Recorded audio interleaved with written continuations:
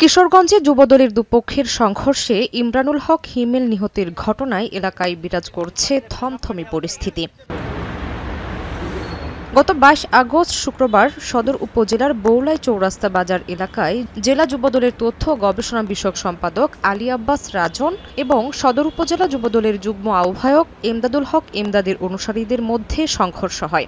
দফায় দফায় সংঘর্ষে নিহত হয় রাজনের পক্ষের কর্মী ইমরানুল হক হিমেল। গুলিবিদ্ধ হয়ে আহত হন অন্তত ২০ জন। সংঘর্ষের পর প্রতিপক্ষের একাধিক বাড়ি ঘরে লুটপাট ও অগ্নিসংযোগ করা হয়। এরপর ওই দিনই দলীয় শৃঙ্খলা ভঙ্গের অভিযোগে জেলা যুবদলের তথ্য গবেষণা বিষয়ক সম্পাদক আলী আব্বাস রাজন ও সদর উপজেলা যুবদলের যুগ্ম আহ্বায়ক এমদাদুল হক এমদাদকে বহিষ্কার করে কেন্দ্রীয় যুবদল।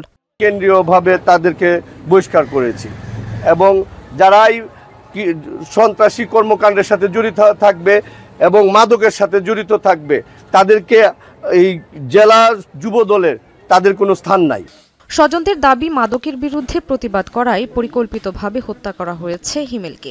অনেক লোকজন নিয়ে আমার ছেলেকে অতিরিক্তভাবে মাথায় পিঠের বিভিন্ন জায়গায় রক্তাক্ত জখম করিয়া আমার ছেলেকে নির্মমভাবে হত্যা করিয়াছে।